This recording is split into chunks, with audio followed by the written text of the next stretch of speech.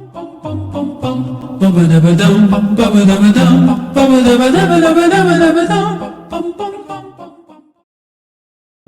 शुरू करते हैं आज का टॉपिक। आज हम लोग मैथमेटिक्स क्लास 9th जो नया सिलेबस है, यानी जो नई किताब है गणिता मंजरी, उसके फर्स्ट चैप्टर से स्टार्ट करेंगे। ये आप लोगों की नई किताब है Ganita Manjari textbook of mathematics for grade 9। Part 1 अभी रिलीज़ हुआ है, पार्ट 2 भी आ जाएगा। तो इसमें देखते हैं कि कंटेंट में क्या क्या है। सबसे पहले आपके सामने एक कोट आया है, learn from your mistakes and keep going with consistency. इसका क्या मतलब है? इसका मतलब यह है कि अपनी गलतियों से, मैथमेटिक्स की बात की जा रही है ख़ास तौर से, वैसे भी रियल लाइफ में भी इंसान अपनी गलतियों से सीख रहा होता है कि एक गलती की, उसके बाद उसको रियलाइज़ हुआ कि वाकई मुझसे गलती हुई थी, तो कोशिश करता है वो बंदा कि दोबारा इस गलती को रिपीट ना करूं। तो बिल्कुल उसी तरीके से मैथमेटिक्स में भी हम लोग क्या अपने गलतियों से ना सीखते हैं कि अगर हमसे एक बार गलती हो जाए और हमारे टीचर ने अगर हमें बता दिया कि हाँ बेटा ये गलती है, यहाँ पे इसको इम्प्रूव करो, तो दोबारा हमारी ये कोशिश होनी चाहिए कि दोबारा आप इस गलती को रिपीट ना करें ना। क्योंकि एक बार गलती होगी वो आपके लर्निंग के लिए काफ़ी है, दोबारा रिपीट ना करें। हो सकता है नेक्स्ट स्टेप में आप दूसरी जगह पे आप फंस जाओ। तो जब तक आपका पहला स्टेप क्लियर ना हो, नेक्स्ट स्टेप में ऑब्वियसली फिर हर्डल्स आते रहेंगे, रुकावटें आती रहेंगी। लेकिन यहाँ पे बात बस इतनी सी कही जा रही है कि लर्न फ्रॉम योर मिस्टेक्स, अपनी गलतियों से सीखें, and keep going with consistency, और कंसिस्टेंसी के साथ काम को करते रहें, पढ़ाई को करते रहें। गलतियों से घबरा करके रुकना नहीं है। अगर सपोज करें आपने चैप्टर स्टार्ट किया है और पहला ही क्वेश्चन ऐसा है जो आपको समझ में नहीं आ रहा है, आपको लग रहा है, या फिर उसको करते हुए कुछ गलती हो गई, टीचर ने आपको डांट दिया या कुछ दूसरे स्टूडेंट्स ने आपका मजाक उड़ा दिया, तो आपको छोड़ना नहीं है उस काम को, कंसिस्टेंसी बरकरार रखनी है। और ऑब्वियसली लर्निंग में ना जो है वो ज़िल्लतें उठानी पड़ती हैं कि जब हम कुछ नया सीख रहे होते हैं और कहीं पे मुश्किलें आती हैं, दूसरा अगर मजाक उड़ा दे, तो ये जाहिर सी बात है, इंसान है तो हमारे नफ्स को जो है ना गिरा गुजरता है। लेकिन इसकी परवाह किए बगैर अपनी लर्निंग को जारी रखना है, सीखते जाना है। ठीक है, तो कंटेंट से स्टार्ट करते हैं। तो हमारा जो फर्स्ट टॉपिक है आज का, ये चैप्टर नंबर 1 है, orienting yourself the use of coordinates. Chapter number 2 है introduction to linear polynomials. Chapter number 3 में है the world of numbers. Chapter number 4 में है एक्सप्लोरिंग अलजेब्राइक आइडेंटिटीज। चैप्टर 5 में है I am up and down and round and round. Chapter number 6 में है measuring space, यानी पेरीमीटर एंड एरिया। ऑब्वियसली ये सर्कल की बात की जा रही है। चैप्टर नंबर 7 में है मैथमेटिक्स ऑफ मे बी, मतलब प्रोबेबिलिटी के बारे में इसमें पढ़ेंगे, introduction to probability. Chapter number 8 predicting what comes next, यानी exploring sequences and progression. Sequence and progression की बात इसमें की जाएगी। तो चैप्टर 1 से स्टार्ट करते हैं। चैप्टर 1 है orienting yourself the use of coordinates. Actually ये कोऑर्डिनेट का जो कॉन्सेप्ट है वो क्लास 9th में डाला गया है ताकि बच्चे जो हैं वो इससे अवेयर हो जाएं। कोऑर्डिनेट के बारे में मैं पहले बता दूं कि कोऑर्डिनेट के अंदर क्या करते हैं ना, कि पहले ही कुछ शेप्स हैं आपके सामने, उसको देखें। 2D शेप्स हैं और 3D शेप्स हैं। तो कोऑर्डिनेट में हम लोग अलजेब्रा एंड ज्योमेट्री दोनों को एक साथ पढ़ रहे होते हैं। अलजेब्रा क्या है? Algebra is a combination of constants and variables. Algebra के अंदर कॉन्स्टेंट्स होंगे और वेरिएबल्स होंगे। क्या मतलब कि जैसे ए 2a स्क्वायर, या ए स्क्वायर इंटू 2, या ए स्क्वायर इंटू 4, या 4x स्क्वायर। तो हम लोग देखते हैं कि यहाँ पे ना कुछ वेरिएबल्स हैं और कुछ कॉन्स्टेंट्स हैं। वेरिएबल्स यानी कि जो अल्फ़ाबेट्स हैं ABCXYZ, और जो कांस्टेंट है 1 2 3 4 नंबर्स में। तो ऑब्वियसली जो नंबर है ना वो चेंज नहीं होगा कभी, यानी कि 1 का वैल्यू हमेशा 1 ही रहेगा, 2 का वैल्यू हमेशा 2 ही रहेगा। लेकिन जो वेरिएबल्स हैं आपने अलजेब्रा में देखा होगा कि कभी x का वैल्यू 2 आ जाता है, कभी x का वैल्यू 3 आ रहा है किसी दूसरे इक्वेशन में, कभी x का वैल्यू तीसरे इक्वेशन में 7 आ रहा है। तो ये वेरिएबल्स हैं, यानी वैरी करने वाले, बदलने वाले। और कांस्टेंट जो फिक्स होते हैं, जिसका वैल्यू चेंज नहीं होता। ज्योमेट्री का क्या मतलब है? तो ज्योमेट्री के अंदर हम कुछ शेप्स के बारे में पढ़ रहे होते हैं, चाहे वो सर्कल हो या स्क्वायर हो या रेक्टेंगल हो या ट्रायंगल हो या ओवल हो, पेंटागन, हेक्सागन, व्हाटएवर। तो इन शेप्स के बारे में हम ज्योमेट्री में पढ़ते हैं। तो ये जो कोऑर्डिनेट ज्योमेट्री है ना, एक्चुअली अलजेब्रा और ज्योमेट्री का ये मिक्सअप है, यानी कि दोनों के ब्रिज का काम करता है, दोनों को यूज़ किया जाता है इसके अंदर। हम कुछ शेप्स की बात करते हैं कि 2D शेप्स और 3D शेप्स में क्या डिफरेंस है। तो ऐसे शेप्स जिसको 2 डायमेंशनल में शो किया जाए, यानी कि लेंथ और ब्रेथ के रिस्पेक्ट में, ठीक है ना। तो ऐसे शेप्स को हम लोग 2D शेप्स कहते हैं, यानी जिस शेप को हम लोग अपने कॉपी में ड्रॉ करते हैं ना, चाहे वो सर्कल हो या स्क्वायर हो या रेक्टेंगल हो या ट्रायंगल हो, जिसको हम कॉपी में ड्रॉ कर रहे होते हैं, कॉपी के में, यानी पेंसिल और पेन वगैरह से। या फिर ऐसे शेप्स को समझे जैसे आप अपने इसमें फील्ड में गए, स्कूल के फील्ड में, और वहाँ पे आपने मैदान में जा करके ना एक स्क्वायर बना दिया या फिर एक रेक्टेंगल बना दिया। तो उस प्लेन पे जो आपने बनाया वो 2D शेप है। लेकिन जो रियल लाइफ में जो चीज़ें हम ऑब्जर्व करते हैं, जो देखते हैं, वो 3D है, यानी कि उसके अंदर जो है वो लेंथ भी है, ब्रेथ भी है और हाइट भी है। जैसे घर में कोई अलमीरा पड़ा हो, अलमीरा रखा हुआ हो या वार्डरोब हो, तो उस वार्डरोब का कुछ लेंथ होगा, कुछ ब्रेथ होगा और कुछ उसकी हाइट होगी, ठीक है ना। जैसे यहाँ पे 3D ऑब्जेक्ट्स में दिखाया गया है, ये जो गिफ्ट बॉक्स है या फिर जो चेयर है या जो बॉक्स है सिंपली, या जो टेबल है, और ये बाकी जो ऑब्जेक्ट्स हैं, प्लांट्स है, कैमरा है, लैपटॉप, लैम्प, तो इन सब में लेंथ, ब्रेथ एंड हाइट तीनों चीज़ें हैं, ठीक है ना। लेंथ भी है, ब्रेथ भी है और हाइट भी है। जैसे आपके मोबाइल का जो कवर होगा, जिसको आप ख़रीद कर लाए होंगे, तो उस मोबाइल के कवर का लेंथ होगा, ब्रेथ होगा और हाइट होगा, 3 चीज़ें होंगी उसमें। तो ऐसे ऑब्जेक्ट्स जो रियल वर्ल्ड में एग्जिस्ट करते हैं, जो जिसमें लेंथ, ब्रेथ एंड हाइट हो, तो वो 3D होता है। ऑब्वियसली 3D को हम अपने हाथों में होल्ड कर सकते हैं, इसको कर सकते हैं, जो कैरी करने के लायक होती हैं जो चीज़ें। लेकिन 2D जो है ना, वो बस अपने कॉपी में ड्रॉ कर सकते हैं, उसको कैरी नहीं कर सकते हम लोग। तो एक बेसिक डिफरेंस ये है कि 2D को हम कैरी नहीं कर सकते हैं और 3D को कैरी कर सकते हैं। तो रियल लाइफ में जितने भी चीज़ों को हम देखते हैं, जितनी भी चीज़ों को ऑब्जर्व करते हैं, वो सारी की सारी चीज़ें जो हैं वो 3D में होती हैं। और 3D का जो लुक है ना, यहाँ पे देखो ऊपर में 2D और 3D शेप्स में जो जो शेप्स बनाए गए हैं उसमें देखिए कितना डिफरेंस है। 3D वाले जो ऑब्जेक्ट्स हैं, उनका जो फील मिल रहा है, बिल्कुल रियल का फील मिल रहा है। इसको बनाया कैसे जाता है, ये बनता कैसे है, या इसका कॉन्सेप्ट क्या है बेसिक। तो एक एग्जांपल ले लें कि आपके पास जो कॉपी है या आपके जो बुक का पहला पेज है, तो उसमें देखें कि लेंथ और ब्रेथ है, अगर रेक्टेंगुलर शेप में है तो। लेकिन अगर क्यूब के शेप में है तो उसमें ऑब्वियसली लेंथ और ब्रेथ दोनों इक्वल होगा।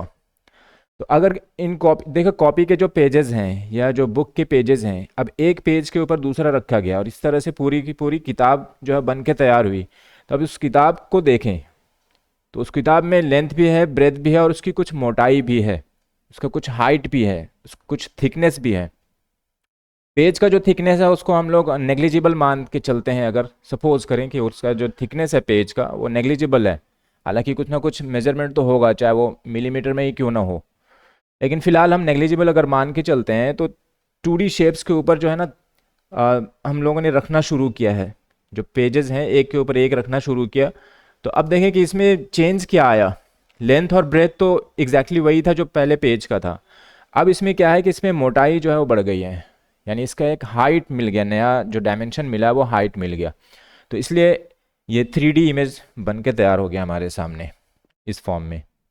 वैसे ही अगर इसको सर्कुलर फॉर्म में डिवाइड कर दें, ये पेज सपोज करें कि जो पेज है वो सर्कुलर पेज है, तो एक के ऊपर एक रखते चले गए तो पहले सिलेंडर बन के तैयार होगा। अब इस सिलेंडर को अगेन हम कन्वर्ट कर दें शेप्स को, यानी कि जो बीच का जो सर्कल है उसको बड़ा रहने दें, उसके बाद के सर्कल को धीरे धीरे धीरे धीरे छोटा करते चले जाएं, और उसी तरीके से नीचे वाले सर्कल्स को, यानी बीच वाले सर्कल के नीचे जितने भी सर्कल हैं उन सबको नीचे छोटा करते चले जाएं।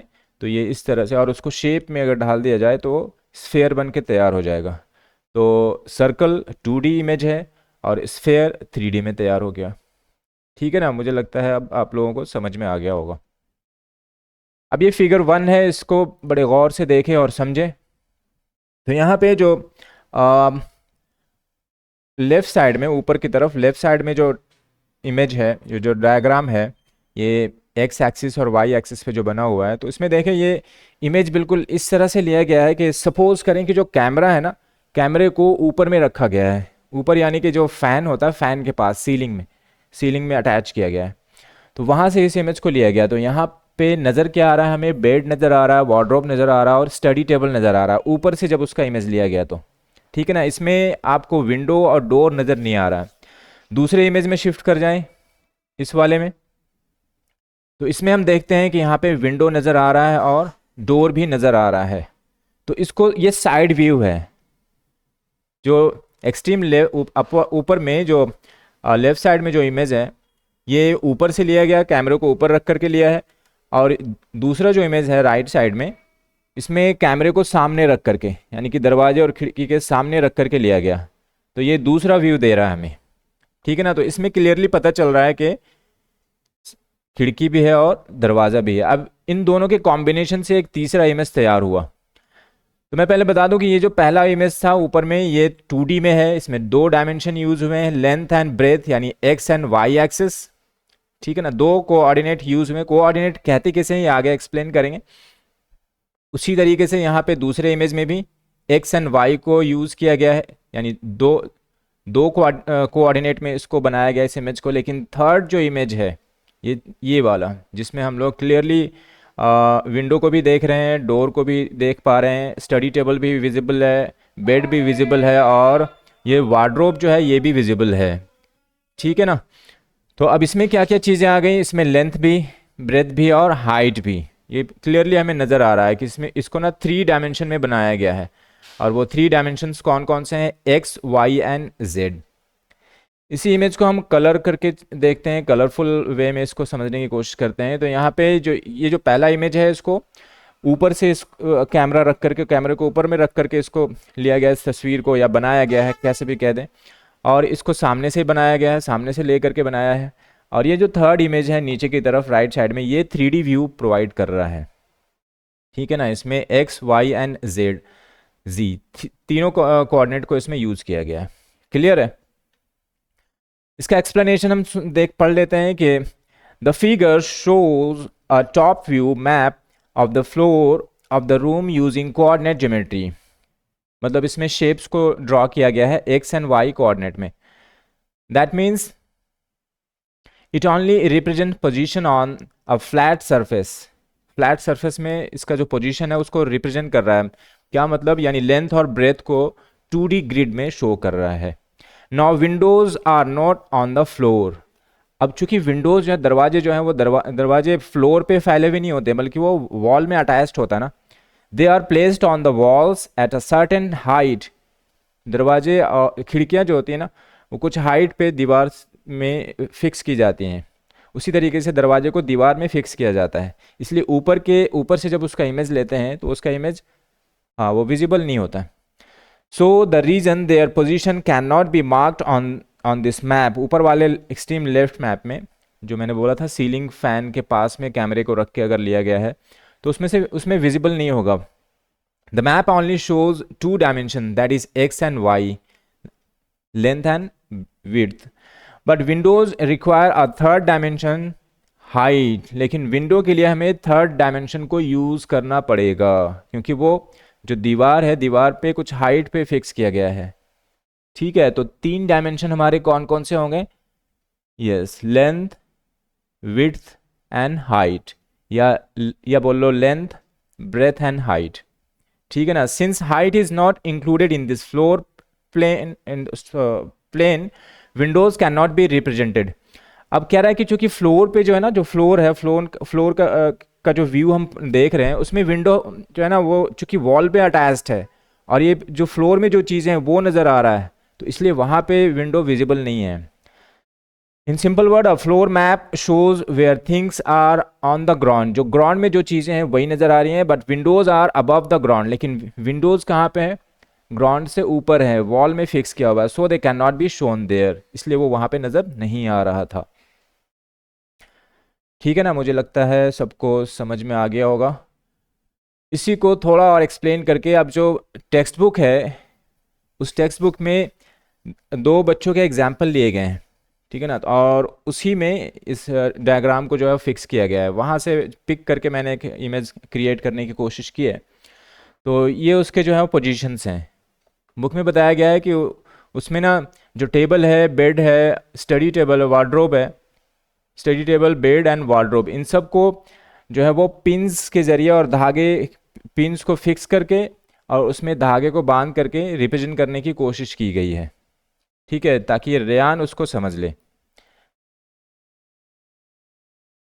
तो इसमें एक्सप्लेनेशन में बस इतना है कि at the start of the school year Riyan feels excited. असल में रियान जो है वो देख नहीं पा रहा है, उसको देखने में कुछ इश्यूज़ हैं, तो इसीलिए उसकी जो बहन शालिनी है वो उसको हेल्प करती है, क्योंकि ये लोग अभी नए घर में शिफ्ट हुए हैं। स्टोरी है कि नए घर में, नए जगह पे शिफ्ट हुए हैं, और ऑब्वियसली नए जगह पे एक बंदा ऐसा है जिसको देखने में इश्यूज़ हैं, तो देख नहीं पा रहा, तो अब समझना है उसको कि कौन सी चीज़ कहाँ पे है, बाथरूम कहाँ पे है, मेरा कमरा किधर है, फिर उस घर में और क्या क्या चीज़ें हैं, कहाँ पे प्लेस्ड है, ताकि वो अपने माइंड में ना उसका एक मैप क्रिएट कर ले।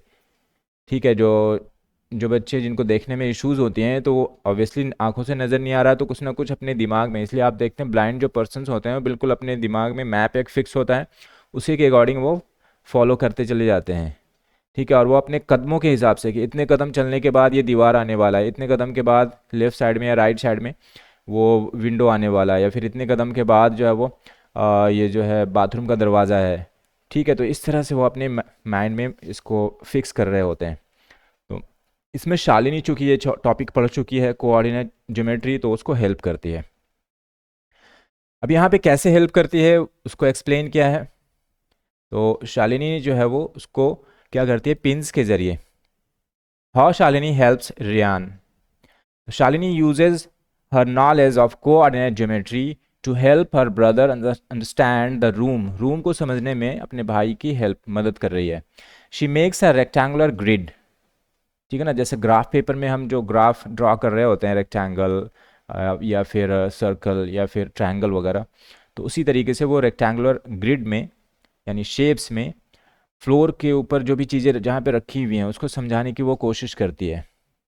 तो शी यूजेस पिंस, पिंस को क्यों यूज़ करती है, to mark points like corners of furnitures and tables, furniture, table या भी जो भी चीज़ें हैं रूम के अंदर उसको मार्क करने के लिए पिंस को यूज़ करती है। अगर रेक्टेंगल है तो डिस्टेंस के अकॉर्डिंग कॉर्नर पे पिंस को फिट करके, एंड थ्रेड्स एंड वूल, धागे या फिर ऊन को यूज़ करती है वो, to connect points to shapes can be filled. तो उस एक्चुअली वो शेप है कैसा, है ना, वो रेक्टेंगुलर है या फिर किस तरह, पेंटागन तो नहीं क्रिएट कर रहा है, तो उस शेप को डिफाइन करने के लिए वो धागे उसमें बांध देते हैं, ताकि वो धागों को टच करता हुआ वो शेप को फील कर सके Riyan. She sits a scale that is 1 centimetre equals to 1 foot. वो एक स्केल डिफाइन करती है कि 1 फुट को, जैसे रियल लाइफ में जो भी चीज़ें होती हैं हम उसको फीट में मेज़र कर रहे होते हैं। अगर 1 फुट है तो ये फुट जो है वो सिंगुलर है और फीट प्लूरल है। तो अगर कोई ऐसा ऑब्जेक्ट है जिसका लेंथ अगर 1 फुट है, तो वहाँ पे उसने जो स्केल में ड्रॉ किया वो 1 सेंटीमीटर ले लिया। उसने बता दिया कि मैंने 1 सेंटीमीटर जो लिया है ना, ये एक्चुअली 1 फुट का मेज़रमेंट है। अगर 5 फुट का कोई ऑब्जेक्ट है तो उसका कितना शो करेगी वो, यस, तो 5 सेंटीमीटर वो शो कर देगी। तो ये समझाने का एक तरीका है। This means 1 centimetre on the grid represents, मतलब वही है कि 1 सेंटीमीटर 1 फुट को रिप्रेजेंट कर रहा है रियल लाइफ में। वाई दिस मेथड हेल्प्स, ये मेथड हेल्प क्यों कर रहा है, since Riyan can not see he can touch the pins and threads. Riyan चूंकि वो देखने में उसको इश्यूज हैं तो वो क्या करेगा, ही कैन टच द पिंस, वो टच पिंस को टच करेगा एंड थ्रेड्स, और धागे को टच करके वो इमेज जो है वो क्रिएट कर रहा होगा अपने जहन में। He can feel the shapes and positions, वो शेप्स को और पोजिशंस को फील करता है। This helps him understand where things are in the room, actually room में चीज़ें कहाँ पे रखी हुई हैं उसको समझ रहा होता है। Important concept, map of the floor. तो फिगर नंबर 1 में हमने देखा था कि जो फ्लोर है उसका मैप हमें नज़र आया। शोज अ टॉप व्यू, ऊपर से हमने उसका व्यू लिया था। It only shows position of objects on the floor, तो जो फ्लोर पे जो चीज़ें थी उसका पोजीशन वो शो कर रहा होता है। It does not show Windows, ये विंडोज़ को या दरवाज़ों को शो नहीं कर पाता है, क्योंकि ये व्यू ऑब्वियसली आप किसी कैमरे को ऊपर में रख के अगर उसकी तस्वीर लेते हैं तो दरवाजे नज़र नहीं आएंगे ना एग्जैक्टली, या फिर दरवाजे के बिल्कुल ऊपर में कैमरा रखा है तो दरवाजा या खिड़की नज़र ही नहीं आएगा, उसको ओवरलैप करके उस जो ज़मीन पे जो चीज़ें होंगी वही दिखाई देगा। Because windows are on the wall, वही चीज़ है जो हम पहले पढ़ चुके हैं, समझ चुके हैं, उसी को रिपीट किया गया है। कंक्लूजन क्या है, this example teaches how coordinates help locate positions. तो ये बताने के पीछे पर्पस क्या है कि ये बताया जा रहा है कि किस तरह से कोऑर्डिनेट हमें लोकेशंस को फाइंड आउट करने में हेल्प करता है। जैसे गूगल मैप जो हमारे सामने होता है ना, तो उसमें भी हम किसी पर्टिकुलर लोकेशन को कैसे पता लगाते हैं, कैसे शो कर रहे होते हैं।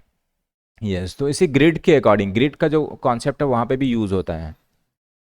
How math can be used in real life situations, किस तरह से, और ये बता रहा है कि कैसे जो है वो मैथ हाउ किस तरह से कैसे रियल लाइफ सिचुएशंस को हैंडल करने में, सॉल्व करने में हमें हेल्प कर रहा है, यानी हमारी मदद कर रहा है। How to represent a room using a grid system, और उस रूम को किस तरह से ग्रिड सिस्टम में, यानी कि जो ग्राफ पेपर में रिप्रेजेंट किया जाता है ना, तो किस तरह से ये हेल्पफुल हुआ। नेक्स्ट पॉइंट, हमारा नेक्स्ट टॉपिक है 2D कार्टेशियन सिस्टम। ठीक है ना, 2D कार्टेशियन कोऑर्डिनेट सिस्टम। तो ये है क्या, तो a Cartesian plane is a 2 dimensional plane. 2 dimensional यानी कि इसमें यस एक्स एंड वाई कोऑर्डिनेट को यूज़ किया जाता है, ठीक है, यानी लेंथ और ब्रेथ मेजर करने के लिए। और ये जो है ना वो उस पूरे प्लेन को 4 क्वाड्रेंट्स में डिवाइड कर देता है। एक्स एक्सिस जो है वो हॉरिजॉन्टल लाइन को कहते हैं, जो हॉरिजॉन्टली जो लाइन होता है जैसे इस डायग्राम में है, ये जो डायग्राम है इसमें जो हॉरिजॉन्टल लाइन है वो एक्स एक्सिस को रिप्रेजेंट कर रहा है, ये लाइन। ठीक है, हॉरिजॉन्टल लाइन का मतलब आपके स्क्रीन का जो लोअर पार्ट है, जो बॉटम है, उसके पैरेलल है ये।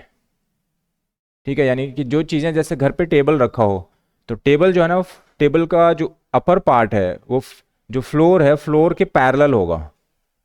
ठीक है, तो इसको तो उसी तरीके से यहाँ पे शो करके आप इमेजिन करके समझें कि जो आपके मोबाइल का या फिर जो लैपटॉप है या डेस्कटॉप है उसका जो बिल्कुल नीचे का जो हिस्सा है, ठीक है, उसके बिल्कुल पैरेलल है, तो ये हॉरिजॉन्टल लाइन है और इसको एक्स एक्सिस कहा जाता है। ठीक है, अब इसके जो वर्टिकल लाइन है, यानी कि एक्स एक्सिस पे 90 डिग्री का एंगल बनाता हुआ जो लाइन है, जैसे घरों में क्या होता है कि जो पिलर्स होते हैं या जो दीवारें हैं, वो दीवार फ्लोर के साथ कितने डिग्री का एंगल क्रिएट कर रहे हैं, यस 90 डिग्री का। तो ये जो पिलर्स है ना वो फ्लोर के साथ 90 डिग्री का एंगल क्रिएट कर रहे हैं, इसलिए जो वॉल है या फिर जो पिलर्स हैं ये वर्टिकल होंगी। वर्टिकल यानी कि जो परपेंडिकुलर लाइन ड्रॉ किया गया वर्टिकल, और जो फ्लोर के पैरेलल है वो हॉरिजॉन्टल। तो यहाँ पे समझे, एक्स जो एक्सिस है ये हॉरिजॉन्टल लाइन एंड जो वाई एक्सिस है ये वर्टिकल लाइन है। अब एक्स और वाई एक्सिस दोनों एक दूसरे को जहाँ पे जिस पॉइंट पे कट करते हैं, इंटरसेक्ट करते हैं या मिलते हैं, कुछ भी कह लें, तो उस पॉइंट का नाम दिया गया है ऑरिजिन। और ऑरिजिन का कोऑर्डिनेट 0 0 होता है। ठीक है, नंबर सिस्टम आपने पढ़ा होगा, नंबर सिस्टम से समझे कि जहाँ पे जो 0 होगा वो बिल्कुल, हाँ हम लोगों ने क्या किया था, सेंटर पे रिप्रेजेंट कर दिया। और 0 से राइट साइड की तरफ बढ़ो एक्स कोऑर्डिनेट में, तो 0 से राइट साइड की तरफ जैसे ही बढ़ते हैं, यहाँ पे भी देखें तो नंबर जो है पॉजिटिव में होंगे, 1 +1 +2 +3 +4 +9 +10 प्लस इन्फिनिटी, इस तरह से आगे बढ़ेगा। ठीक है ना। और 0 से लेफ्ट साइड में चले जाएं तो 0 के बाद क्या आएगा, -1, -2, -3, -10, -100, माइनस इन्फिनिटी तक। ठीक है, तो ऐसे समझे कि ये जो 0 0 है ना, ऑरिजिन जो है यहीं से हम मेजरमेंट शुरू करते हैं। एक्स कोऑर्डिनेट का अगर मेजरमेंट करना हो, एक्स अगर पॉजिटिव हो तो ऑरिजिन से राइट साइड की तरफ मूव करेंगे, एक्स अगर नेगेटिव में हो तो ऑरिजिन से लेफ्ट साइड में। Very good. वाई कोऑर्डिनेट की बात करें, वाई एक्सिस की अगर बात करते हैं, तो अगर एक्स एक्सिस से अपवर्ड डायरेक्शन में हो यानी ऊपर की तरफ हो वाई कोऑर्डिनेट, वाई का वैल्यू अगर पॉजिटिव है तो हम ये समझेंगे कि वाई जो है ना वो ऑरिजिन से कह लें या फिर एक्स एक्सिस से ऊपर की तरफ होगा, और ऑरिजिन या एक्स एक्सिस से नीचे की तरफ वाई का वैल्यू जो होगा ना वो नेगेटिव होगा। ठीक है, इसलिए फर्स्ट क्वाड्रेंट में यहाँ पे बताया गया है, दोबारा फिर इसको एक्सप्लेन करूँगा। फर्स्ट क्वाड्रेंट में एक्स भी पॉजिटिव है, वाई भी पॉजिटिव है। क्यों? क्योंकि फर्स्ट क्वाड्रेंट में एक्स का जो वैल्यू है वो 0 से राइट साइड की तरफ है, और वाई का जो वैल्यू है वो अपवर्ड डायरेक्शन में है, यानी ऑरिजिन से ऊपर की तरफ है। ठीक है, इसलिए एक्स भी पॉजिटिव, वाई भी पॉजिटिव। बट ये जो सेकेंड क्वाड्रेंट है ग्रीन वाला, ये ब्लू वाला फर्स्ट क्वाड्रेंट है, ग्रीन वाला यस ये सेकेंड क्वाड्रेंट है। सेकेंड क्वाड्रेंट में क्या हुआ कि एक्स का जो वैल्यू है वो 0 से लेफ्ट साइड की तरफ मूव कर गया, तो अब एक्स क्या हो जाएगा, नेगेटिव। बट वाई जो है इसमें भी अपवर्ड डायरेक्शन में है ऑरिजिन से या एक्स एक्सिस से, तो वाई पॉजिटिव ही रहेगा। तो सेकेंड क्वाड्रेंट में एक्स नेगेटिव हो गया और वाई पॉजिटिव हो गया। थर्ड क्वाड्रेंट में यानी कि जो ऑरेंज से लिखा गया है क्वाड्रेंट नंबर 3, तो इसमें देखें एक्स इसमें भी ऑरिजिन से लेफ्ट साइड की तरफ है, इसलिए एक्स नेगेटिव होगा। अब यहाँ पे क्या हुआ कि ये जो वाई कोऑर्डिनेट है ये ऑरिजिन से नीचे आ गया, यानी कि एक्स एक्सिस से नीचे की तरफ आ गया, तो ये नीचे आते ही नेगेटिव हो जाता है। ठीक है ना, तो इसमें एक्स भी नेगेटिव एंड वाई भी नेगेटिव। फोर्थ क्वाड्रेंट में आ जाए तो फोर्थ क्वाड्रेंट ये जो येलो कलर का है, तो फोर्थ क्वाड्रेंट में क्या हुआ कि x ऑरिजिन से राइट साइड की तरफ है, इसलिए x पॉजिटिव हो जाएगा। बट y जो है वो ऑरिजिन से या x एक्सिस से नीचे की तरफ है, इसलिए y नेगेटिव होगा। तो फोर्थ क्वाड्रेंट में x positive but y negative होगा। ठीक है ना। इसका एक और डायग्राम है, ये है Cartesian plane and its quadrant. तो फर्स्ट क्वाड्रेंट ये भी हमने पढ़ा, फर्स्ट क्वाड्रेंट में x एंड y दोनों पॉजिटिव होते हैं। सेकेंड क्वाड्रेंट में x नेगेटिव होगा, y पॉजिटिव होगा। थर्ड क्वाड्रेंट में x भी नेगेटिव एंड y भी नेगेटिव होगा। फोर्थ क्वाड्रेंट में x positive but y negative होगा। तो ये ग्राफ पेपर में आप लोग भी ड्रॉ करके इसको कोशिश करें इसको समझने की, क्योंकि अभी ये नया टॉपिक है, थोड़ा टाइम तो लेगा, लेकिन practice makes a person perfect. उसी साइन को रिपीट किया, फर्स्ट क्वाड्रेंट में x भी पॉजिटिव y भी पॉजिटिव, सेकेंड क्वाड्रेंट में x negative y positive, third quadrant में x नेगेटिव y भी नेगेटिव, एंड फोर्थ क्वाड्रेंट में x positive but y negative. Next point हमारा है diagram of coordinate plane. Coordinate plane का जो diagram होता है वो किस तरह से हम ड्रॉ कर रहे होते हैं। तो सबसे पहले ये समझना है कि coordinate geometry help us find the exact position of a point using numbers. Numbers को यूज़ करके किसी भी पॉइंट का हम एग्जैक्ट पोजीशन फाइंड आउट कर रहे होते हैं। ठीक है ना, और इसमें x और y को यूज़ किया जाता है। यहाँ पे x क्या है, यस x कोऑर्डिनेट, यानी कि x का वैल्यू क्या है, तो उसको x से डिफाइन करते हैं और इसका नाम दिया गया है एब्सिसा। एंड y कोऑर्डिनेट यानी कि y कोऑर्डिनेट में जो वैल्यू है वो क्या है, उसको कहते हैं ऑर्डिनेट। तो coordinate geometry equals to finding locations using x and y। First move on x axis, सबसे पहले हम x एक्सिस में मूव करते हैं। क्यों? क्योंकि पहले x का वैल्यू लेना है। लिखने का पैटर्न क्या होगा, तो स्मॉल ब्रैकेट, सबसे पहले x का वैल्यू लिखेंगे, उसके बाद कॉमा, उसके बाद y का वैल्यू पुट करें, उसके बाद ब्रैकेट को क्लोज कर दें। तो सबसे पहले मूव ऑन x एक्सिस इधर राइट डायरेक्शन और लेफ्ट डायरेक्शन। ठीक है ना, या तो x पॉजिटिव होगा या नेगेटिव होगा, और जो सेंटर पोजीशन है ऑरिजिन वहाँ पे x का वैल्यू क्या होगा, नेगेटिव होगा। एक बात और मैं इसमें ऐड कर दूं कि जो y कोऑर्डिनेट होगा, आगे हम लोग दोबारा फिर इसको देखेंगे, जो y कोऑर्डिनेट है, y कोऑर्डिनेट पे एक्स का वैल्यू जीरो हो जाता है। क्यों? क्योंकि बिल्कुल ओरिजिन से ऊपर की तरफ या नीचे की तरफ जा रहा है, ठीक है ना, तो वहाँ पे एक्स क्या होगा, ज़ीरो हो जाएगा। सिमिलरली इसी तरीके से जो एक्स एक्सिस होगा ना, एक्स एक्सिस पे वाई कोऑर्डिनेट ये ज़ीरो हो जाएगा। क्यों? क्योंकि अब ना तो वहाँ से हम ऊपर की तरफ जा रहे हैं ना नीचे की तरफ जा रहे हैं, ऑरिजिन के बिल्कुल पैरेलल, मतलब पैरेलल का मतलब बिल्कुल ऑरिजिन पे ही हम मूव कर रहे हैं, ऑरिजिन से ना तो ऊपर जा रहे हैं ना नीचे जा रहे हैं। तो पैरेलल मैंने गलत बोल दिया, ऑरिजिन के ऊपर ही समझें कि ऑरिजिन के बिल्कुल ऊपर, ऑरिजिन के ऊपर ही उस लाइन को ड्रॉ किया गया है, ठीक है। तो ऑरिजिन के ऊपर वो लाइन है, ठीक है ना, एक्स कोऑर्डिनेट में या तो लेफ्ट साइड या राइट साइड, तो वाई वहाँ पे क्या हो जाएगा, यस, तो वाई ज़ीरो हो जाएगा। तो ये आगे दोबारा हम पढ़ेंगे। Sign tells the direction, sign जो है वो डायरेक्शन को बता रहा है। कैसे? ऑरिजिन से अगर राइट साइड में मूव किया एक्स एक्सिस पे, तो एक्स क्या होगा, पॉजिटिव में होगा। तो ये पता चल रहा है ना कि एक्स एक्सिस में हमें राइट साइड की तरफ मूव कर रहा है, मूव करना है, ठीक है ना। अगर नेगेटिव है, एक्स का वैल्यू अगर नेगेटिव है तो समझ जाएं कि ऑरिजिन से हमें लेफ्ट साइड की तरफ मूव करना है।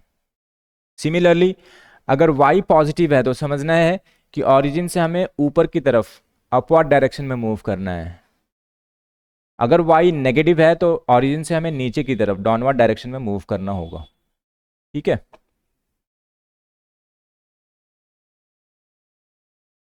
नेक्स्ट पॉइंट है हमारा कोऑर्डिनेट ऑफ अ पॉइंट। किसी पर्टिकुलर पॉइंट का कोऑर्डिनेट किस तरह से निकालते हैं, तो मैंने अभी बताया था, दोबारा यहाँ पे देखते हैं डायग्राम में। तो ये एक्स एंड वाई एक्सेस है, ठीक है। इसमें एक पॉइंट लिया गया है ए, जिसका कोऑर्डिनेट एक्स एंड वाई है।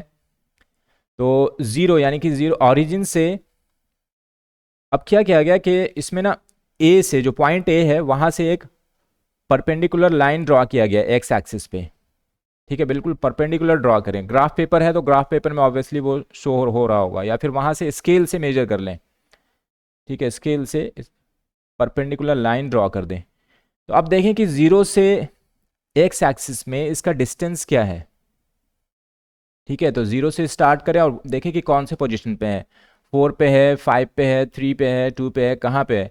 3 मिल गया तो सपोज करें कि एक्स का वैल्यू 3 मिल गया, तो हम एक्स को यहाँ पे 3 पुट कर देंगे। अब क्या करना है कि ये फर्स्ट क्वाड्रेंट में है इसलिए ऑरिजिन से ऊपर की तरफ मूव करें।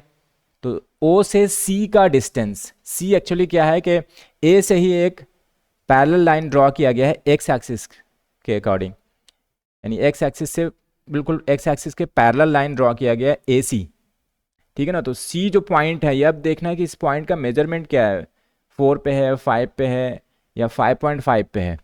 तो वाई का जो वैल्यू मिलेगा यहाँ पे, या जो भी मेजरमेंट करने के बाद आया, वो 5 भी हो सकता है, 4 भी हो सकता है। तो ये बताने का तरीका है।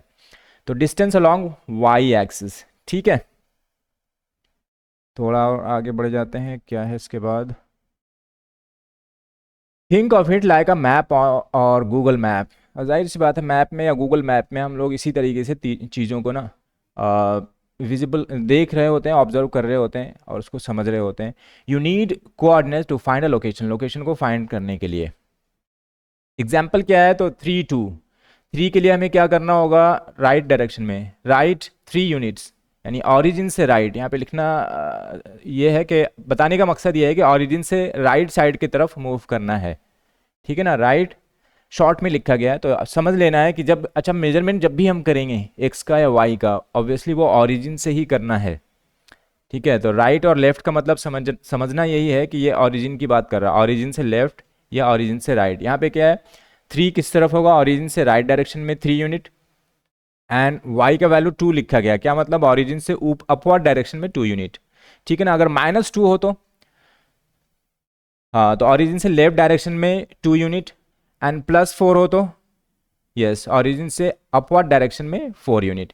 अगर -4 हो तो ऑरिजिन से डाउनवर्ड डायरेक्शन में 4 यूनिट, एंड 0 0 क्या है यहाँ पे, यस, तो 0 0 है ऑरिजिन। अब उसी पॉइंट को यहाँ पे शो किया गया है, ठीक है ना। ये सारे, ये कुछ पॉइंट्स को शो करके बताया जा रहा है। एच का जो कोऑर्डिनेट है वो 0 4 है। 0 क्यों है, क्योंकि ये अभी बताया था वाई एक्सिस पे जो एक्स का वैल्यू होगा, वाई एक्सिस पे वो 0 होगा, क्योंकि ये ऑरिजिन से बिल्कुल ऊपर की तरफ जा रहा है या नीचे की तरफ जा रहा है। तो इस पॉइंट पे वाई एक्सिस पे एक्स का वैल्यू 0 होगा, तो एच का वैल्यू क्या होगा 0।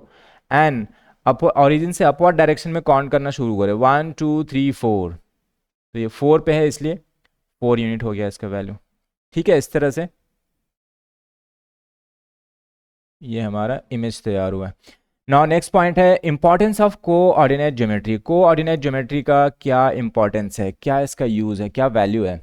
तो it helps in plotting graphs, graphs को प्लॉट करने में हेल्प करता है। Used in physics, engineering and computer graphics. Computer graphics में इसका बहुत यूज़ होता है, इंजीनियरिंग में यूज़ होता है और फिजिक्स में यूज़ होता है। ठीक है, forms the base of higher mathematics. Higher mathematics का ये बेस तैयार करता है, तो एक पॉइंट ये भी इम्पॉर्टेंट है। अब क्वेश्चंस पे मूव करते हैं। तो मैं एक काम करूँगा कि पहले मैं क्वेश्चंस आप लोगों को दिखाता जाऊँगा। ठीक है, तो सबसे पहला क्वेश्चन हमारे पास ये है। इस क्वेश्चन में क्या करना है कि find the coordinates of a given point. जो पॉइंट्स गिवन है, एक पॉइंट का मैंने बता दिया, जो ए है ना, ए का मैंने आंसर दे दिया है। ए का जो एक्स कोऑर्डिनेट है वो 3 है एंड वाई कोऑर्डिनेट 2 है। ठीक है, अब इसी तरीके से B C D E F G सभी का कोऑर्डिनेट यानी कि एक्स एंड वाई का वैल्यू क्या होगा, तो इसी पैटर्न में आप लोगों को लिख के मैं स्क्रीन को रोक करके इसका आंसर आप लोगों को देना है। ठीक है,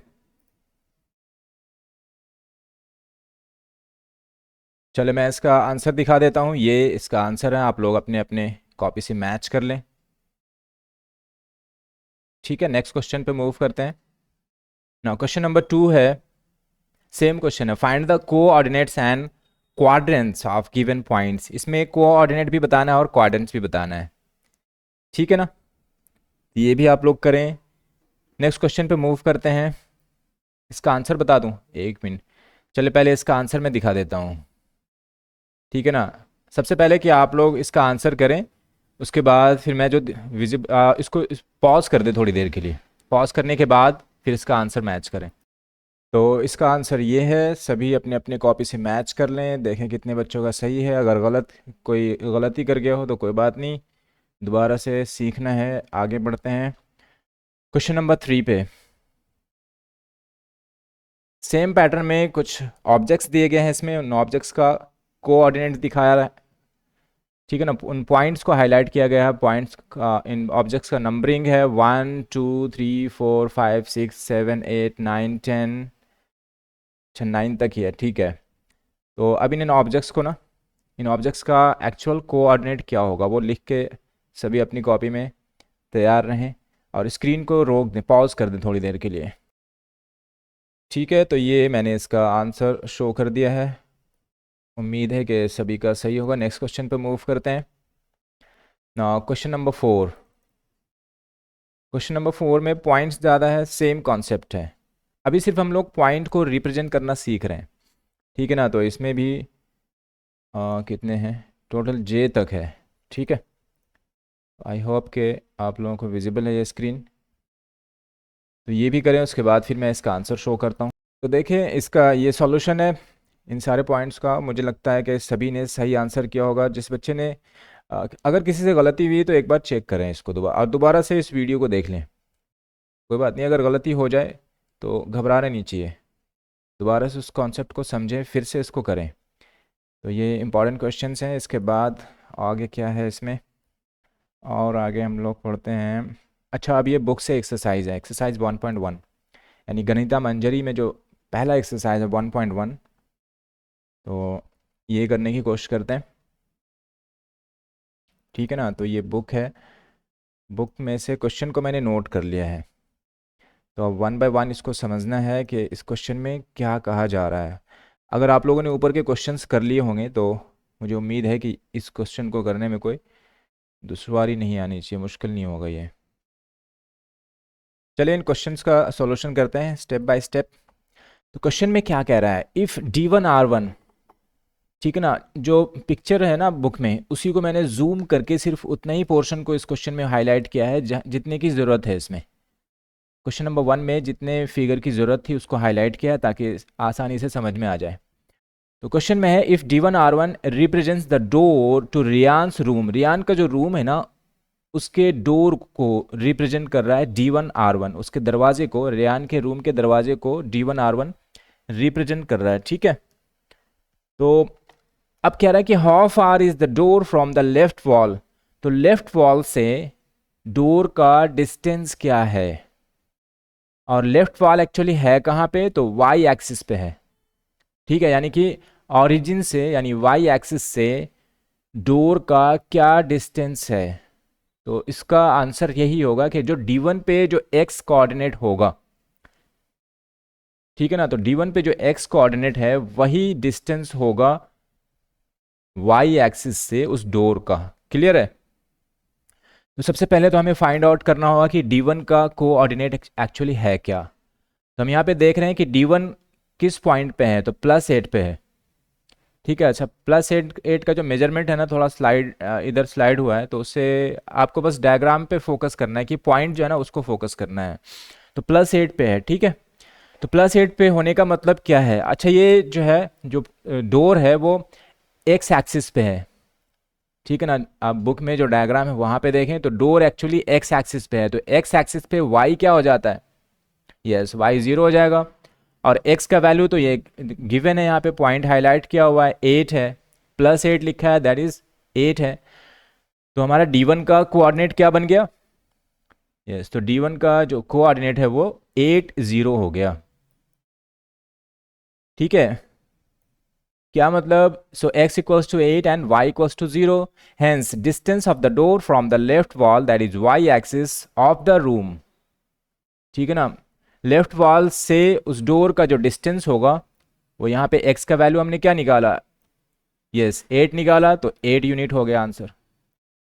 यानी कि लेफ्ट वॉल से y एक्सिस से डोर कितने डिस्टेंस पे फिक्स किया गया है, यस तो उसका जो डिस्टेंस है वो 8 यूनिट है। 8 यूनिट इसलिए लिखा है क्योंकि यहाँ पे इस क्वेश्चन में ऐसा मेंशन नहीं है ना कि ये क्या है, तो एक्चुअली ये 8 यूनिट, और रियल लाइफ में 8 यूनिट को हम 8 फीट कहेंगे ना। ये सिर्फ समझाने के लिए ग्राफ में हम लोग यूनिट को यूज़ करते हैं। यूनिट जो बेसिक उसमें सेंटीमीटर हो सकता है, मिलीमीटर हो सकता है, वॉट एवर वैरी करता रहता है, तो इसलिए हमने सिंपली यहाँ पे यूनिट लिखा है क्योंकि ये। नेक्स्ट क्वेश्चन है since door lie on the x axis, अच्छा इसी कॉन्सेप्ट को समझाया, since door lie on the x axis not in upward and downward direction. इसमें एक और क्वेश्चन पूछा गया था, क्या था वो क्वेश्चन, पहले तो इसका डिस्टेंस निकाल लिया हमने डोर का, तो ये आ गया 8 यूनिट। नेक्स्ट क्वेश्चन इसी में, how far is the door from the x axis. अब ये बताना है कि डोर एक्स एक्सिस से कितना फार, कितने डिस्टेंस पे है, तो इसका आंसर आप लोग दीजिए, क्या आंसर होगा इसका। यस तो इसका आंसर यही होगा क्योंकि वो वॉल जो है ना, वो जो एक्स एक्सिस पे जो वॉल है उसी पे डोर को फिक्स किया गया है। ठीक है, तो वाई कोऑर्डिनेट यहाँ पे क्या है 0। अब हम क्या करते हैं, वाई कोऑर्डिनेट का वैल्यू हम कब मेजर करते हैं, जब वो एक्स एक्सिस से या तो ऊपर की तरफ हो या फिर नीचे की तरफ हो। तो ये जो डोर है वो एग्जैक्टली एक्स एक्सिस पे ही है, एक्स एक्सिस से ना तो ऊपर है ना नीचे है। ठीक है, तो वाई का वैल्यू क्या मिल गया हमें, तो अब हम क्या इसका जवाब दे सकते हैं कि डोर चूंकि एक्स एक्सिस पे ही फिक्स किया हुआ है, एक्स एक्सिस यहाँ पे उस दीवार को रिप्रेजेंट कर रहा है जिसपे डोर जो है वो फिक्स है, तो अब वो ना तो एक्स एक्सिस से ऊपर है ना एक्स एक्सिस से नीचे है, तो इसलिए क्या आंसर होगा इसका, yes since door lie on the x axis not in upward और डाउनवर्ड डायरेक्शन, ना तो ऊपर की तरफ है ना नीचे की तरफ है, so the distance of the door from the x axis is 0 unit. ठीक है, क्वेश्चन नंबर 2 में है, क्वेश्चन नंबर 2, ठीक है, what are the coordinate of D1, D1 का कोऑर्डिनेट पूछा गया है, तो हमने निकाल लिया था ऊपर में ही, D1 का कोऑर्डिनेट क्या है, यस 8 0, तो 8 0 इसका आंसर हो जाएगा। नाउ क्वेश्चन नंबर 3 पे मूव करते हैं। क्वेश्चन नंबर 3 में है if R1 is the point 11.5 and 0, अब आप उसमें बुक में देखें कि जो R1 है ना वो कहाँ पे है, तो if R1 is the point 11.5 and 0, मैं एक बार दोबारा दिखा देता हूँ R1 है कहाँ पे, तो ये R1 है। ठीक है, R1 का जो कोऑर्डिनेट है 11.5 एंड 0। ठीक है, तो क्वेश्चन नंबर 3 में यही है, if R1 is the point 11.50, इसका क्या मतलब हुआ कि जो x कोऑर्डिनेट है वो 11.5 है एंड y कोऑर्डिनेट 0 है। How wide is the door. अब देखिए D1 जो है वो डोर का स्टार्टिंग पॉइंट है। डोर कहाँ से स्टार्ट हो रहा है? D1 से। अगर लेफ्ट साइड से मेजरिंग स्टार्ट करें तो D1 से स्टार्ट हुआ और गया कहाँ तक, यानी उसकी जो विड्थ है वो कहाँ तक है? R1 तक है। Very good. तो D1 और R1 के बीच का जो डिस्टेंस है, यही तो डोर का जो विड्थ होगा वही तो होगा उसका। मतलब D1 और R1 के बीच का जो मेजरमेंट होगा, यानी D1 और R1 के बीच का जो मेजरमेंट है वो कितना है, यानी D1 और R1 के बीच का वैल्यू कितना है एक्चुअली, वही होगा उसके डोर का जो विड्थ होगा वही हो जाएगा। तो हम क्या करेंगे, इसमें 11.5 को 8 में माइनस कर दो। ठीक है, डिस्टेंस फार्मूला लगाया होगा ना, देखिए जो मैक्सिमम R1 का जो डिस्टेंस है वो 11.5 है एंड D1 का डिस्टेंस क्या है? D1 ऑरिजिन से कितने डिस्टेंस पे है? 8 यूनिट पे है। R1 ऑरिजिन से कितने डिस्टेंस पे? 11.5 पे है। तो R1 में D1 को माइनस सब्ट्रैक्ट कर दें। ठीक है, तो जो वैल्यू आएगा वही डोर का विड्थ होगा। अब इसका सॉल्यूशन है D1 इक्वल्स, D1 का जो कोऑर्डिनेट है वो क्या है? 80 एंड R1 का कोऑर्डिनेट क्या है? 11.5 and 0। So width of the door that is right point, right side में जो पॉइंट है x2 एंड लेफ्ट पॉइंट में लेफ्ट साइड में जो पॉइंट है यानी D1 पे x1, तो x2 माइनस x1 ये निकाल लिया, यानी 11.5 माइनस 8 दैट इज 3.5 यूनिट्स। अब इसको हम लोग क्या करते हैं ना कि generally in our homes doors are measured in feet.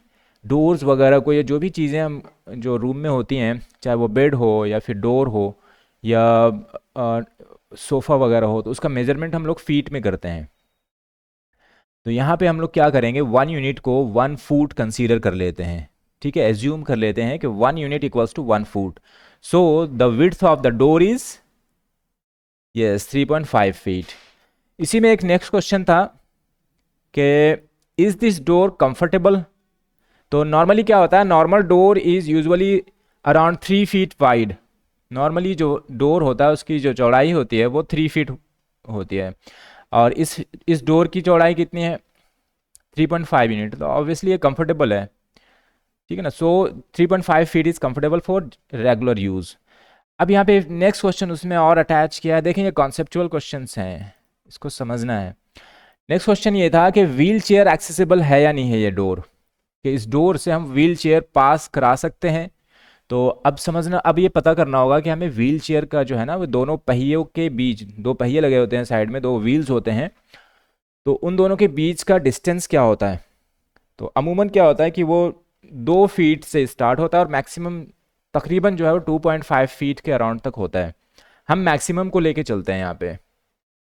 तो अगर 2.5 फीट ब्रेथ वाला भी व्हील चेयर है ना, 2.5 फीट अगर दोनों पहियों के बीच का जो डिस्टेंस है अगर एक व्हील चेयर का, वो भी अगर हमारे पास हो तो भी बड़े आराम से इसको अंदर ले जा सकते हैं, बाहर ला सकते हैं।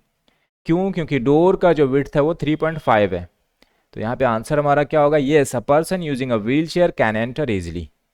तो फाइनल आंसर क्या हुआ, width of door 3.5 feet. Comfortable है या नहीं है, तो येस कंफर्टेबल है, क्योंकि अमूमन 3 फीट का जो दरवाज़ा होता है यूज़ होता है जनरली, कोई अपने हिसाब से बना ले तो अलग बात है। व्हील चेयर एक्सेसिबल है कि नहीं है, तो है। नाउ क्वेश्चन नंबर 4 पे मूव करते हैं। क्वेश्चन नंबर 4 में है कि इफ़ B1, अब आते हैं, अब ये हम बात कर रहे थे एक्स कोऑर्डिनेट की, अब आते हैं वाई कोऑर्डिनेट पे। तो if B1 0 1.5 and B2 0 4 represent the end of the bathroom door, is the bathroom door narrower और wider than the room door. Room का जो दरवाजा था इसका विड्थ हमने निकाल लिया 3.5 फीट। अब क्या करना है, अब हमें बाथरूम का जो दरवाजा है ना उसका विड्थ कैलकुलेट करना है। तो अब देखिए जो बाथरूम, वो जो बाथरूम है उसका दरवाजा कहाँ पे फिक्स किया हुआ है, तो वाई कोऑर्डिनेट पे फिक्स किया हुआ है। ठीक है ना, और इसका जो विड्थ है वो कहाँ से कहाँ तक है, तो B1 से B2 तक है। B1 का कोऑर्डिनेट क्या है 0 1.5 एंड B2 का कोऑर्डिनेट क्या है 0 4। Since both points lie on the y axis the width is vertical distance. तो ये एक पॉइंट लिखा गया है इसमें। तो हमारा विड्थ क्या होगा, y2 minus y one that is 4 minus 1.5, दोनों के बीच का जो डिस्टेंस होगा। ठीक है, ऑरिजिन से 4 पे है y2 तो 4 हो गया, एंड ऑरिजिन से 1.5 डिस्टेंस पे है। ठीक है ना, तो ये y1 का वैल्यू माइनस कर देंगे, तो 4 माइनस 1.5 दैट इज 2.5 यूनिट। अब 2.5 को हम फीट में कन्वर्ट कर देते हैं, तो 2.5 फीट। ठीक है, अब कंपेयर करते हैं, कंपेयर कर लेते हैं दोनों को। तो रूम का जो दरवाजा है उसकी जो चौड़ाई है वो 3.5 फीट है, बाथरूम में जो दरवाजा है उसकी चौड़ाई 2.5 फीट है। तो ऑब्वियसली जो बाथरूम का दरवाजा है ये नैरोवर है कंपैरिजन टू रूम का जो दरवाजा है उसके कंपैरिजन में बाथरूम का जो दरवाजा है वो नैरो है। And the room door is wider and more comfortable, obviously वो ज़्यादा उसकी ब्रेथ ज़्यादा है तो ज़्यादा कंफर्टेबल होगा। तो फाइनल आंसर हमारा क्या होगा समरी के फॉर्म में, d1 is 8 unit from the y axis and 0 unit from the x axis. ठीक है, d1 का वैल्यू हमने निकाला था कोऑर्डिनेट वैल्यू यानी 80। So coordinate of d1 equals to 80, room door width equals to 3.5 unit that is 3.5 feet, comfortable and wheelchair friendly है। Bathroom door का width क्या निकाल लिया था 2.5 यूनिट्स दैट इज 2.5 फीट। तो ये नैरोवर है। अब कुछ एमसीक्यूज हैं, इनको जल्दी से कर लेते हैं। नाउ क्वेश्चन नंबर 1 है, a point in coordinate geometry is represented as. तो इसका आंसर जल्दी से बताएं, पॉज करके इसका आंसर मैं दिखा देता हूं। आंसर बी होगा इसका। नाउ क्वेश्चन नंबर 2 में है the horizontal line is called. Horizontal line को क्या कहते हैं, 2D कार्टेशियन सिस्टम में हॉरिजॉन्टल लाइन का नाम क्या है। ठीक है, वेरी गुड, सबने सही बताया है। नेक्स्ट क्वेश्चन है question number 3, the vertical line is called. Vertical line को क्या कहते हैं। वेरी गुड, सबने सही बता दिया। तो इसका आंसर सी है। ना क्वेश्चन नंबर, जिसका गलत हो रहा है कोई बात नहीं, ये कॉन्सेप्ट है आपके लिए, इसको इससे यहाँ से भी सीख सकते हैं। अगर ऊपर से कुछ पॉइंट स्किप कर चुके हैं तो कोई बात नहीं, यहाँ से आप समझ जाएंगे। नेक्स्ट पॉइंट है question number 4, the point where both axes meet is called. दोनों एक्सेस जिस पॉइंट पे मिलते हैं उसका नाम क्या है। वेरी गुड, इसका भी सही बताया सबने। ना क्वेश्चन नंबर, अच्छा 5 ऊपर चला गया है, थोड़ा फास्ट करते हैं इसको। कोऑर्डिनेट ऑफ ऑरिजिन, तो ऑरिजिन का कोऑर्डिनेट क्या होगा, तो 0 0 होता है, सबको मालूम है। Now question number 6, how many quadrants are there in a plane. किसी प्लेन में यानी कार्टेशियन 2D प्लेन में कितने कोऑर्डिनेट्स कितने क्वाड्रेंट्स होते हैं। तो 4 क्वाड्रेंट्स हम पढ़ चुके हैं अभी। In which quadrant are both coordinates positive. किस क्वाड्रेंट में दोनों कोऑर्डिनेट यानी x और y दोनों का वैल्यू पॉजिटिव होता है। ठीक है, इसका आंसर ए है। Now question number 8, question number 8 का आंसर बताएं। यस, इसका भी सही जवाब दिया सबने। Yes, B. Now question number 9, question number 9 का आंसर जल्दी से बता दें। वेरी गुड, इसका भी सबने सही दे दिया, C. Now question number 10, question number 10 का आंसर बता दें। वेरी गुड, इसका भी सबने सही जवाब दिया है, डी। नाउ क्वेश्चन नंबर 11 ऊपर स्किप कर चुका है, कोई बात नहीं, ये वापस नीचे आ गया। Now the first value in x y, the first value in x y में जो फर्स्ट वैल्यू है ये क्या रिप्रेजेंट करता है। सही जवाब दिया सबने, तो ये सी यानी कि distance on x axis. Now question number 12, the second value in x y represents.